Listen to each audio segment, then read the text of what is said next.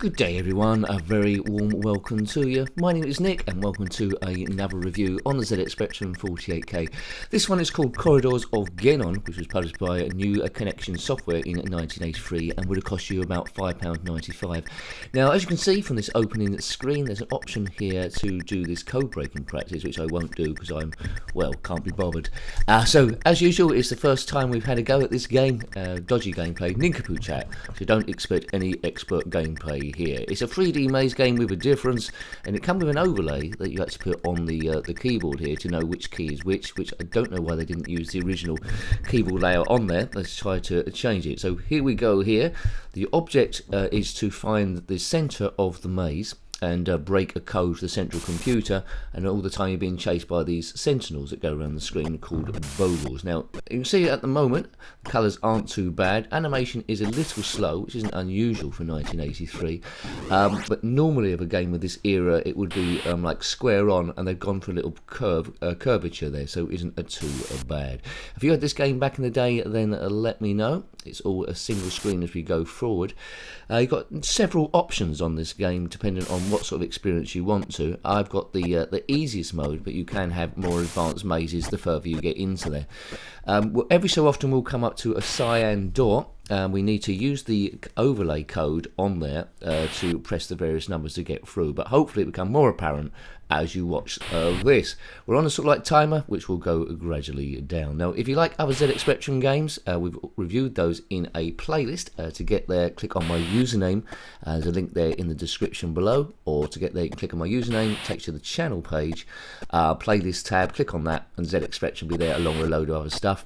And, you know, we've reviewed over 1,200 games there this time, and we've been hit by this bogle thing. So I'm not finding this game particularly playable, although it is pretty clever to go forward. So let's just keep going.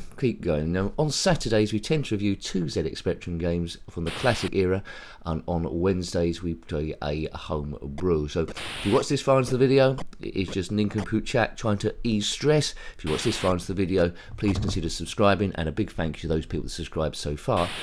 We've recently gone over 5,000 subs, so yes. If you are currently stuck in a maze not knowing where you're going, then comment in the comment section below as well. I'd love to hear from you, and also put your favourite maze game in there too. Now I'm already a little bit stuck. You can see I'm in corridor 7. I find the controls a little bit awkward to live with. On the top of the screen you've got next door code there, 174. We need to use the overlay to get through there. I'm trying to type that in and it's not been fully responsive. So I think this game to me would have been a little bit annoying. $5.95, pretty expensive for what's there. I would have preferred classic, more playable games like Attic Attack, which I played quite a lot back in the day. Okay, so this is pretty much all the game. I don't think I'm going to get past level 1 unless something absolutely unbelievably amazing happens. Right, Yes, it's not a great deal more. I mean, the curvature is quite good, isn't there? But I don't think the bogle creatures are coming at me quite a lot. That's well animated too. I don't know if you're someone that did their own programming back in the day. You see the timer is ticking down on the bottom right. 17, well, ticking up actually. 176, 177. So that gets to a certain level, we're out of here. Next code is 225 there. So green floor, I don't know who's decorated this maze. It looks blooming crazy to me. Bright green floor, red walls, and a yellow ceiling. It's the sort of thing you don't want to go down to your kitchen absolutely drunk to do that, but I don't get drunk at all. That's totally and utterly correct. My favourite game, I'd say, of this era that involves mazes would have to be 3D Monster Maze, where the enemy coming after you is a lot more interesting than this. It's a big graphical dinosaur. Here it looks like some weird Canon oddball thing, which you know, don't entertain me at all.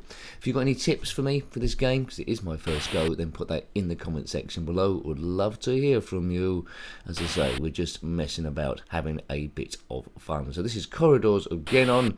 I don't know what Genon means, but there's some sort of battle. The computer's taken over, and we must find the computer, deactivate it, and escape all intact. I don't know why we just can't nuke the place from orbit. It sounds like a better way than just wandering through this crazy maze. But I'm analysing it too deeply. The game is in 1983, and that was over 40 years ago. So what the hell's going on? Is there any reason to play this game now? Hell no, I wouldn't play this game. Is it bad? No, it's clever, but it just hasn't aged particularly well. If you want to download this game, I am playing it on emulation, but you can get it from free from a site called Spectrum Computing, along with a load of other games that I regularly play on this thing there. But you know, you might want to freeze the screen and see what that enemy looks like, but it looks darn weird. I like 3D Pac-Man. That's pretty good. Going around collecting mazes, well, pills and stuff. This one's just hasn't got a great deal to it once you get past the animation itself. Another one we reviewed quite recently, which was pretty advanced, was Eye of Mask. That was good. We've run out of time there. The time you fail to complete your mission, losing all your ESP. Well, you know, part of me thinks, who cares? I'd like to break into the program and see how they've gone this in the first place. It moves quite quickly, but they've cheated a little bit. It doesn't seem to be using a great deal of the screen. So for 48K, which, to be honest with you, isn't much. You couldn't even open a window in on a PC for that nowadays.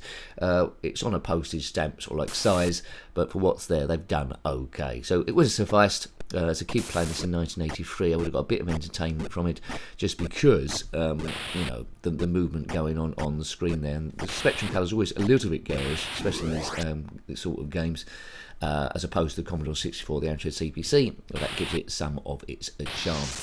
But I might complete it through fluke. The only joy I'm getting at the moment is trying to get to different corridors, going through these doors. We're on corridor 9 now, going gradually forward into this maze of doom. Yes, next door code 211. 221. They're the nearest doors, so using the overlay. I mean, if you haven't got the overlay, you're in big trouble. You stuck it over your computer, but then how did you get it off again? That's badly... there's no real reason why they should have put that there at all. They should just use the normal cursor keys, in my opinion. Right, come on, let's get through this door. When you walk through the door, walk right through the door. Something. 83. So how old would I have been in 1983? I would have been 9. You know, I might play this a bit. I would have preferred more action games like Asteroids, you know, shooting stuff, or Jet Set Willy, or Manic Miner. They're more entertaining rather than this. It is a little bit of a grind. I probably won't go back to it, but as maze games go, it's acceptable. $5.95. Well, 1983, I suppose.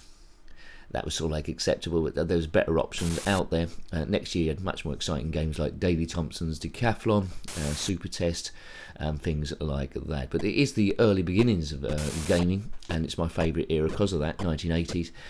Growing up, I get a nostalgia buzz from that, although I particularly wouldn't have bought this game.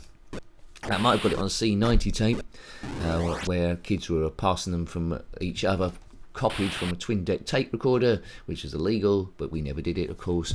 Then it might have been along there with no instructions, and it would be nice to play that along as I'm going with a list of other games.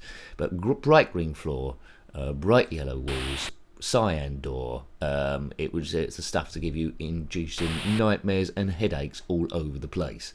Yes, not, as I said, not one to wake up with a hangover to, that is for sure. I mean, I don't know how often this game has been played today. I presume hardly ever. Hardly ever. This might be the first time you've seen the thing, or you might be remembering it from a distant memory where you forgot what the name of the game was. But the most fun with these ZX Spectrum games was the cover artwork on the tape and the name of the game itself. I mean, how do they make these up? Corridors are Genon, and they're all circular. So the people from Genon probably just walk around in a circle the whole time for some bizarre reason. I don't know. If you are a person from Genon, explain yourself in the comment section below. What the hell is going on? I don't know. Right, okay. We aim the reviews to be about 10 minutes long. I don't think I can play this a great deal of time further. I mean, I'm in Corridor 24 now. What the hell does that mean? I don't know. I don't seem to be getting a great deal here. But what I've been trying to do is find the central computer, but I don't think it's anywhere to be found in this 8-bit wilderness of weird colours. And here comes another one of those bogle things. Bib. Right. Is that game over? We can only hope. No, I mean the sound of the doors closing is quite good in this one. It reminds me of the old Star Trek series where the door opens and closes. I don't know if they've done that with the old ZX Spectrum blipper chip, some kind of poke to make it do that, I presume. If you're a programmer, let us know how they did that so everyone knows. But it's not a sound I remember hearing a great deal for 1983. That does seem a bit advanced. So that's the best bit of the game then, that opening door sound, which isn't much to talk about for $5.95. Is it? Is it? I don't know. I'm completely lost now. Corridor 24. I think I'm. Oh, I think I've died. Have I? No, not in real life. Just in the game. Yes. I think that's pretty much all I can show you. Really, I'm not going to get any further than that. So it's it's an advanced maze game for 1983, but it's aged terribly, and no real reason to go and play it again. But 3D monster maze. You want to be playing that if you want a 3D monster game. So I hope you liked having a look at that one. That was the Corridors of Genon on the ZX Spectrum 48K, published by New Connection Software. There, say in 1983. Got any comments about this game, similar games, or anything retro? Then put that in the comment section below. I'd love hearing from you. Until next time, take great care of yourself and a very fond goodbye. Goodbye. Right, come on, let's get through this door. When you walk through the door, walk right through the door. Something, something, something, something, something.